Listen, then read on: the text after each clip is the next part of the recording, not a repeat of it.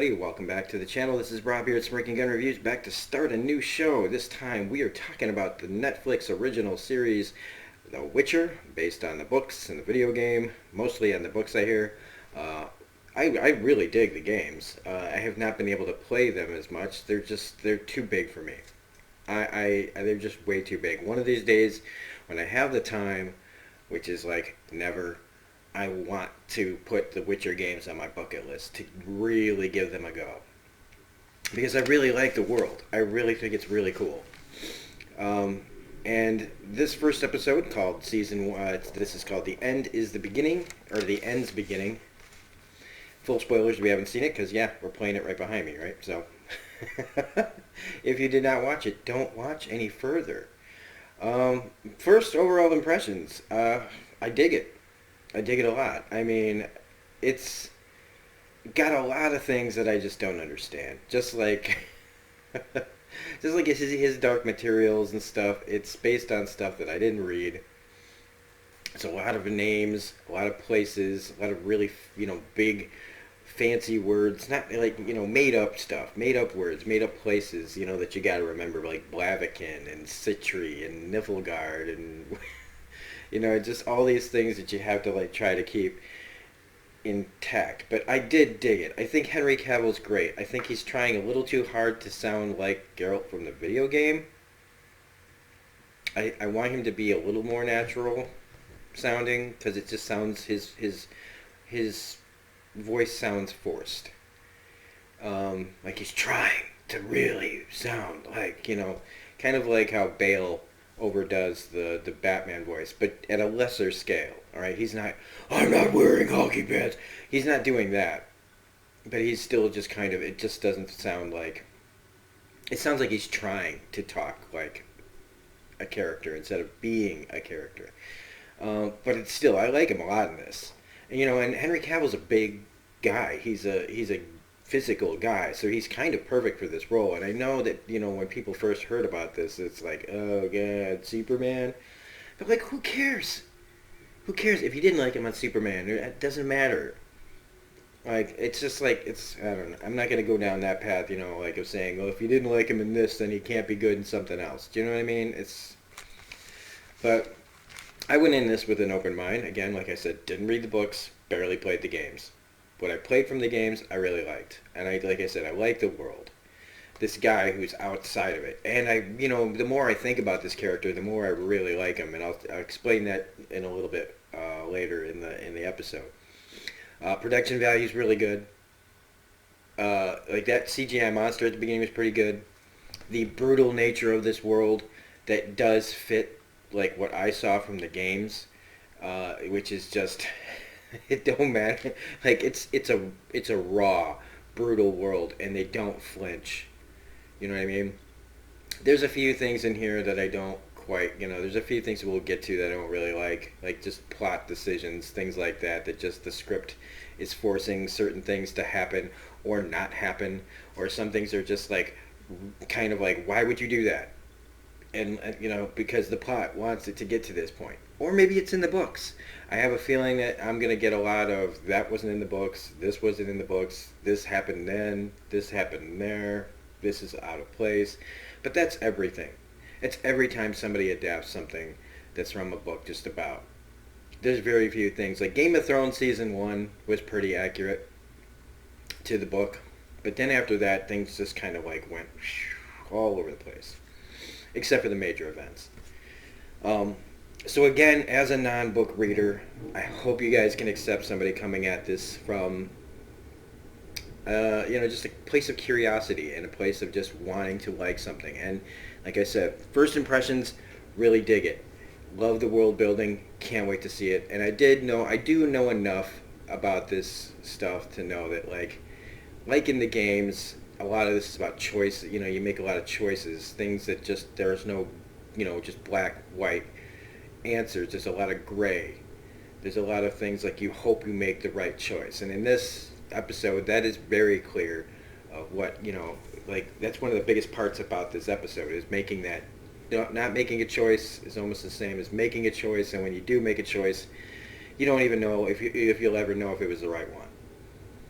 So, that's my initial thoughts. That's my initial review. I do recommend it if you, especially because today's what, Star Wars Day. Again, today's the day it came out, right? Um, Pardon me. I gotta sneeze. Holy moly! I had to sneeze so bad I hit stop instead of pause. So even though it doesn't really matter on this, it's gonna have to like now I have to like make two cuts in this. So right at the beginning, right? You see this deer, this little baby looking deer, like, where's your mommy? It's probably in this world a full grown deer, who knows. But I'm just like, oh, this deer's fucked. Like, he's sitting by a little puddle, like a dark swampy water. And you see little bubbles and you're like, oh yeah, this isn't gonna end well for this deer. And then yeah, unexpected though, like this big monster comes out, Geralt's fighting it. It's pretty cool. It's obvious CGI, but it's so close to him that they do a good job at creating the fact that you believe, at least I believed it was there. And his horse, Roach, I like that. He's like backing away like, man, if Geralt gets killed, I'm fucked too. Starts getting like, and he ended up like this deer. And so, the deer, he kills the monster, and the poor deer's still dead. And this kind of sums up the world, where he sees the deer hurt, and he's like, well, this just isn't your day, is it? And he kills the deer too, because, he can eat the deer. He probably wouldn't have killed the deer if, it hadn't been hurt, or maybe he would have, maybe it was just easier to get to the deer because it was hurt. Maybe he was going to eat the deer anyway. I don't know, but that's the thing, right? It doesn't matter. And they don't show him kill the deer, but you hear it. And so I like that setup of monsters, killing monsters, but also like the innocent, die too. The innocent are used for, his food at the same time. Like, this is just a harsh reality that they gotta live in, like, he's still gotta eat. And that deer just made it, easier for him to eat. Getting hurt. I don't want to go too far down this path either. So, Geralt comes to this town where, like in the game, or in the books, he's traveling. He kills monsters for people, he said there was a flyer, which is funny. Come kill giant monsters for the town. We'll pay you. So he did this. He brings it to the town to collect, the fee. What I really think is funny is that I just was like, he walks into that bar, and I felt like, oh, so he came to where I live. Because it's just that level of just like, what are you doing here? Who are you? We don't like your kind around here. I was like, oh, he came to Kingston, Illinois. So I was like, oh, wait, is this a fantasy show? Or sorry, my bad. It's just, So they captured the mentality of my hometown pretty accurately. Of everybody, you walk into a bar and they don't like you and they just stare at you and like, what are you doing here? You here to take our women's? So, I kind of got lost there. Also, this is Emma Appleton is in this episode, and if you don't know who Emma Appleton is, she was also on another Netflix show called Traitors. Traitors is a fantastic show. I don't know if they're getting a second season. I hope they are. It's about spies in World War II. Inside, trying to find spies within the British government. It's pretty dope. I really liked it. Watch that show. I like, he's in the bar, and this girl, Emma Appleton, who plays Renfri, she's like, breakfast? And he's like, no, I just had baby deer.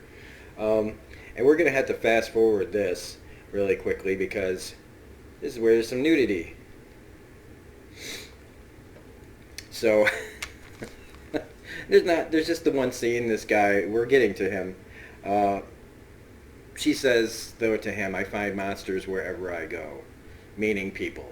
Like, there's not just the monsters that, they're out there to be fought and they you have to kill them to protect farms and stuff. But the real monsters are people. It's just like, the real enemy in The Walking Dead isn't the zombies, it's the other people that survived. I like that the little girl says that she killed the family dog. She's like, yeah, natural causes. but that some monsters are also useful. Like this monster that he killed, apparently, keeps the population down of other animals that like might, hurt their farm. So that's interesting. That even in this world, some monsters are useful. But I mean, it's a still if that thing came on your property, you'd be like, I don't care if it's like a spider, right? It's like a spider in your house. You can see one in the corner and you go, okay, as long as it stays there, maybe it takes care of some bugs that fly in. It's not bothering anybody, but like really, if it gets too close, you're like, So, um, wait, is this a scene I forgot? Man, hopefully I don't get caught with nudity in this scene. Yeah, there's some nudity in the background. Okay. Hopefully that didn't make it too far into that. Yeah, get out of that place, Geralt, so that I can like play this episode. So we get introduced to Marilka, who's like our I want to be something more character, basically every Disney princess. But she's just a side character. She doesn't become anything really. But she is like, can you teach me to be this? I want to be something more. I was waiting for her to break into song.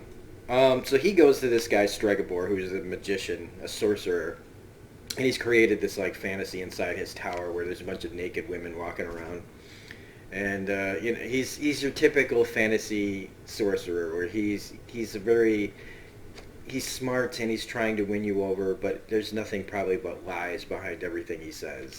He's hiding everything behind an illusion to make himself sound more like he's the victim, because he's in reclusion. He's hiding from this person called Renfri, and he wants Geralt to kill her because she's a mutant, and she's this, gives him all this big exposition of she was born in a recluse moon and she has these powers that will kill us all, that kind of thing, making it all doomsday and stuff. This man who's afraid of a woman, it's basically that she wants to kill him because her guys, like if we find out later on, like he's spinning pretty words to him about why she should die. But he says no. And meanwhile, we get introduced to Cintra, where this little princess, I believe her name is Ciri. Yeah, I get her. Is she the one that's supposed to be the one from the games in like the third game? I don't know. But we introduced it. She plays with the poor kids, and you find out that she's royalty, and you get brought in there. And there's this nice royal family dynamic that they have. They the king is kind of crude, and she's like into it, like being like, oh gross, but really like laughing, like, and the queen's like talking aside, like, couldn't you guys keep it together? Like, we're supposed to be a royal family. So I was like, oh, I really like these people. It means they're going to die, right? Like, as soon as I'm like, oh wow, I'm digging these people. I like that dude. He's pretty funny. And then you hear about this war that's with Nilfgaard, that they're coming to take these people out, and they're all like, they're just, I don't know, they're concerned, but they've almost like they've given in to the fact that they're just fucked. They're dead. They're already acting like, yeah, if they come, that's it for us. Like, let's not tell her about this. Like they're gonna go out there and fight, knowing like, well, we're all gonna get wiped out now. Okay, I mean, is it in the books like that, where they're just like, here we go, we're just going to have to try and fail?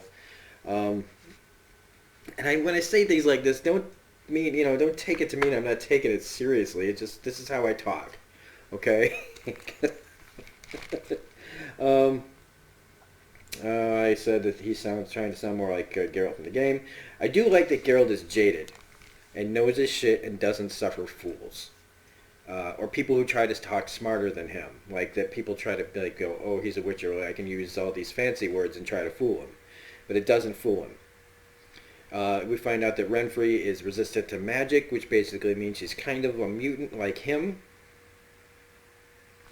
And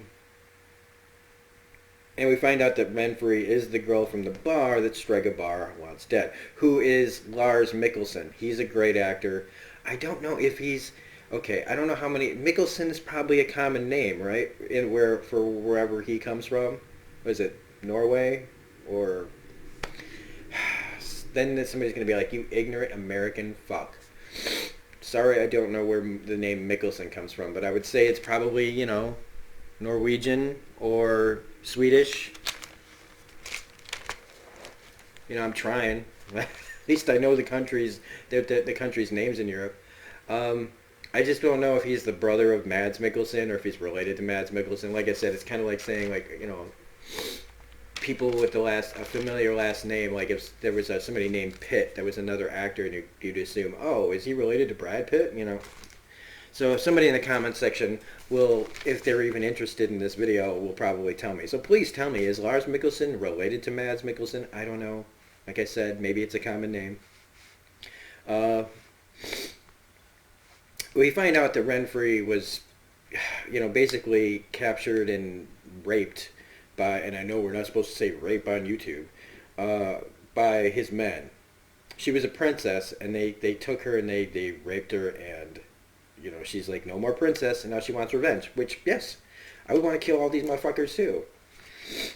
And we keep coming up with lesser evils choices. So she wants him to kill Stregabar for her.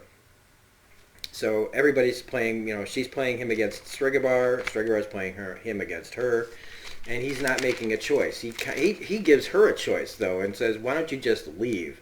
Why don't you leave and live your life instead of living in this revenge? Which you know how that always works. It's a nice sentiment, but for the plot, that I understand that. Like where this is headed. She's made up her mind, and Stregabar's made up his mind. One of the things though I do like is that I feel like Geralt, in a way, is an X-Man. I know not literally, but his whole belief, like where she asks, like, why don't you just take out these people that try to kill you, that call you a monster? And it's a very X-Man philosophy of like, he could kill these humans who hate him for being different, but he doesn't, because then he becomes the monster that they say he is. He's being bigger than them. And that's a very X-Man way to look at things. And like I said, he's a mutant. He was made though, right? Didn't they say he was made? So mutants are born, not made. So I guess that would be the difference. Okay, and so did we get the battle against Nilfgaard and Cintra? And it's a pretty impressive looking beginning shot of them coming up, and it's probably a lot of CGI. If not, good on the production. Like, that's really cool. I love the hill, and then you don't see that that's actually another hill in front of it, and the cavalry comes charging in. And my question is, what royal family would be on the front lines? I mean, I know that it's cool to want to have, like, show honor, like, I'm with you, all my soldiers, we're together, but not on the front lines. Like, anything, you see them in the back, getting ready, commanding the armies, not being a part of the armies. Now, again, if that's how it is in the books, if that's how families fight in the world that they're in, fine. It's just normally, that's not how it goes. And I thought, well, that's how you definitely get characters killed. Like, I already said that I felt like they were going to die. Now you're pretty much assuring it. And especially when, in the middle of a fight, you're giving speeches. We're losing. What do we do? Keep fighting. No one's coming. We'll fight alone. And arrow to the head. It should have been an arrow to the knee so that we could make a Skyrim reference. Or at least an arrow to the knee first, and then an arrow to the eye. But it is pretty on the nose. Like, if you're giving speeches in the middle of a fight, and then she's screaming over him like, hey, here I am. I'm the queen. Kill me next. And so, I mean, that was a little much, And it, like, again, I said, if you can't handle like a little aside criticisms, don't take it to heart. I still really enjoyed this. I just got to call out the things that I see. So I was like, yeah, I think they want to die, or at least the writers do. They tell the girl, Cintra's under attack, and it's like, yeah, no shit. I think the girl's smart enough to know that. Like, they've been hiding all this from her, right? They didn't want her to know the night before that there was a fight coming. Great, but I think the next day when a whole army leaves the place, she's going to notice that there's a fight going on. Renfri then says she's leaving, and she does the move. She's a very beautiful girl. She's got very great eye. I love her eyes. I'm an eye guy. I like eyes and hair. And I'm just like, she touches his leg, and I'm like, don't do it. Geralt, I know it's hard to be out there in the woods, man. All right? All you got is a horse. And we don't want to go down that road either. But don't bang this girl. All right? Don't. But he does. Because I was like right away, something is going to happen because of this. I'm not going to say that she's using her feminine wiles against him. It's just, plots like this usually mean, and it happens exactly the way it happens. He wakes up and she's gone, and it's just like, dude, she got you, all right? You were supposed to be smart. You should know this, but instead you went, oh man, hot girl in the woods. We find out that the little girl has power. She can scream, and it causes things to happen, like vibrations that can cause pain or break things. I thought that the glasses were going to break. That would have been a nice touch, right? But instead, everything just kind of shakes. And her grandmother says to find Geralt, because plot. Also, when the guy says, like, when her magician assistant, like her one of her guards, maybe the local, maybe the sorcerer of Cintra, if I'm saying that name right. There's so many ways to, right? Cintra. Sorry, everybody. This sorcerer of Cintra says, I'll guard her with my life. I swear it. And I'm like, man, I hate it when people say that in these shows. Everybody's always swearing this and swearing that. And it's like, I don't know, because they almost never can fulfill the whole thing. Like, he's supposed to get her all the way to Geralt. And when they make those promises, you know that they're going to probably die along the way. And that makes you feel even worse. Except this guy, he doesn't even make it past the gate.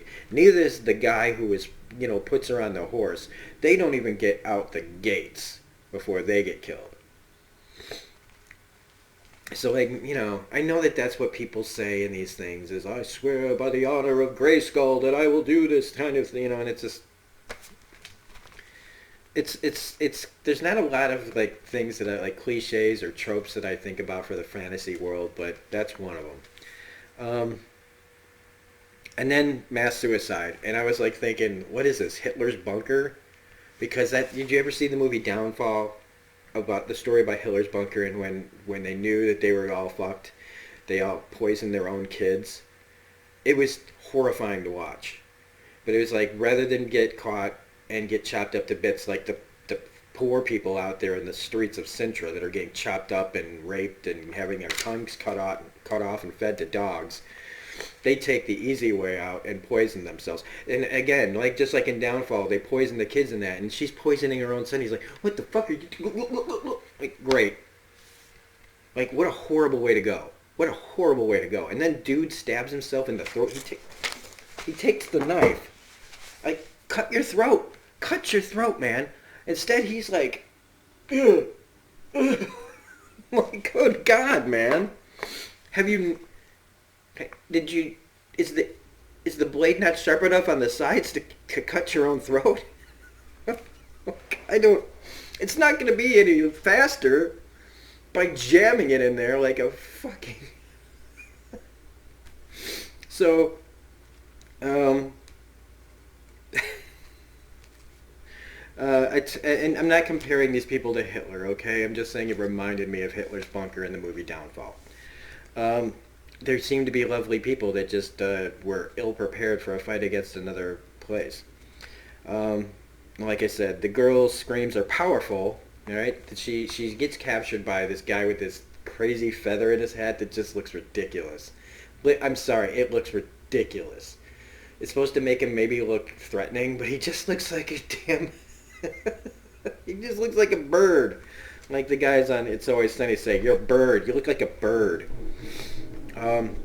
She screams, though, and she screams loud enough to cause him pain, and then she screams loud enough for this great big pillar to fall, but not to fall on him. It's like, thanks, plot. Thanks, writers. Like, it would be really cool if you had this Birdman get smashed by the pillar, but conveniently he must survive. So it just narrowly misses him, and then she creates an earthquake, or like, it divides the earth between him and her, and she gets into the woods. And I was like, well, I mean, like, how important could this guy really be that we can't smash him? Like, even if he is in the books or something like that, who cares? You can always invent some new character to go after her. I'm sorry, I wanted to see him get squished by the brick, the giant pillar. I really did. And so we get, though, a really awesome fight. Geralt goes back to town, the Blaviken, and this is where I actually went, ooh! When he first kills that first guy, I was like, oh, nice. This is we're not pulling punches as far as violence goes either. And he tears these dudes down. Like, this felt like how it feels in the video game when you just mess some people up. He just totally destroys these guys. And then she fights him. Renfri comes because, of course, she didn't leave. She's got the little girl from the beginning. And they fight, and it happens the way it's going to happen. He kills her. He made the choice to kill her. He told her to leave. He threatens the girl. She forces his hand. And now he's made a choice. And then Stregobor comes out, and he wants to do an autopsy on her. And Geralt's like, you're not touching her. And so Stregobor just does what a person like Stregobor does. He says, oh, you took the law in your own hands. So I'm gonna play like, oh, you murdered this girl. You murdered all these guys. I had nothing to do with it. And so they stone him, and they basically make him leave because he could just tear these people apart. And he has that kind of hurt look. But I would feel like Geralt's probably been in this position more than once. But it's to show, like, even when you don't make a choice, you're making a choice. And a choice was thrust upon him. And like they said, you'll never know if you made the right one. And in her dying breath, she says, you got to go find the girl in the woods, which he probably thinks at the time he means, like, you? Are you going to be haunting me? But no, there's a girl out there that's supposed to find him, and eventually their paths are going to cross. And like I said, this is a pretty dope first episode. I liked it quite a bit. Like I said, there's a few plot problems, a few writing problems that just it's forcing the story to go in a certain direction.